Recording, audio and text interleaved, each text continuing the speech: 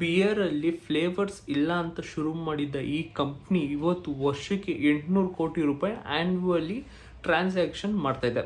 ಇದೆಲ್ಲ ಶುರುವಾಗಿದ್ದು 2007 ಯಾವಾಗ ಅಂಕುರ್ ಜೈನ್ USA ತಮ್ಮ ಹೆಲ್ತ್ ಟೆಕ್ ಸ್ಟಾರ್ಟಪ್ನ ಸೇಲ್ ಮಾಡಿ ಇಂಡಿಯಾದಲ್ಲಿ ಬಂದು ಸೆಟ್ಲ್ ಆಗಬೇಕಂತ ಡಿಸೈಡ್ ಮಾಡ್ತಾರೆ. ಇಂಡಿಯಾದಲ್ಲಿ ಬಂದಾಗ ಇವರು ಅಬ್ಸರ್ವ್ ಮಾಡೋದು ಏನಂದರೆ, ಇಂಡಿಯಾದಲ್ಲಿ ಸೇಲ್ ಆಗ್ತಿದ್ದ ಬಿಯರ್ಗಳು ಬರೀ ಎರಡು, ಒಂದು ಬಂದು ಕಿಂಗ್ ಫಿಶರು, ಇನ್ನೊಂದು ಬಂದು ಎವಿವೇ. ಇವು ಯಾವುದು ಕೂಡ ಫ್ಲೇವರ್ಡ್ ಇಲ್ಲ.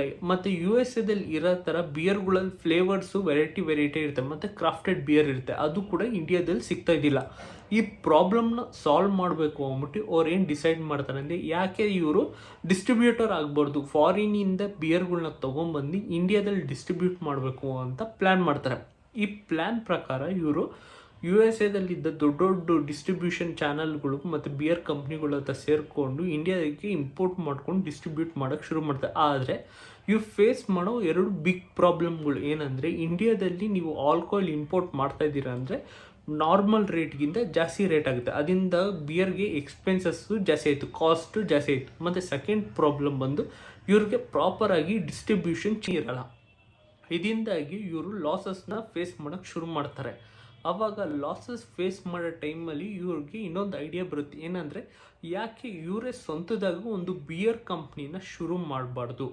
ಮತ್ತು ಇನ್ನೊಂದು ಏನಂದರೆ, ಅದೇ ಟೈಮಲ್ಲಿ ಯೂತ್ ಎಲ್ಲನೂ ಕೂಡ ಈ ಕ್ರಾಫ್ಟೆಡ್ ಬಿಯರ್ ಮೇಲೆ ತುಂಬ ಇಂಟ್ರೆಸ್ಟ್ ತೋರಿಸ್ತಾಯಿದ್ರು. ಇವೆರಡನ್ನು ಕನ್ಸಿಡರ್ ತೊಗೊಂಡು ಇವರು ರಿಸರ್ಚ್ ಮಾಡಿ 2015 ಒಂದು ಕಂಪ್ನಿನ ಲಾಂಚ್ ಮಾಡ್ತಾರೆ. ಆ ಕಂಪ್ನಿ ಬಂದೆ ಬೇರಾ. ಈ ಬೇರಾ ಇವಾಗ ಈ ಕ್ರಾಫ್ಟೆಡ್ ಬಿಯರ್ಗಳನ್ನ ಡಿಸ್ಟ್ರಿಬ್ಯೂಟ್ ಚಾನಲ್ನ ಶುರು ಮಾಡ್ತಾರೆ.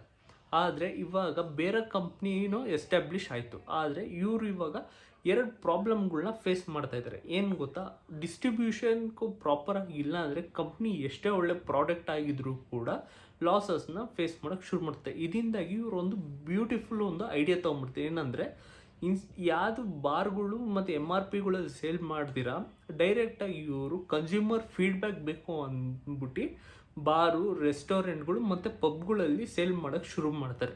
ಮತ್ತು ಯಾವಾಗ ಇವ್ರಿಗೆ ಪ್ರಾಪರ್ ಕಸ್ಟಮರ್ ಫೀಡ್ಬ್ಯಾಕುಗಳು ಸಿಗ್ತಾ ಇತ್ತೋ ಇವು ಬಿಯರ್ ಮೇಲೆ, ಆಮೇಲೆ ಇವರು ಅದು ತಕ್ಕಂಗೆ ಮಾಡಿಫೈ ಮಾಡಿಕೊಂಡು ನೆಕ್ಸ್ಟ್ ಫ್ಯೂಚರಲ್ಲಿ ಈವೆಂಟ್ಗಳನ್ನ ಕಂಡಕ್ಟ್ ಮಾಡ್ತಾರೆ.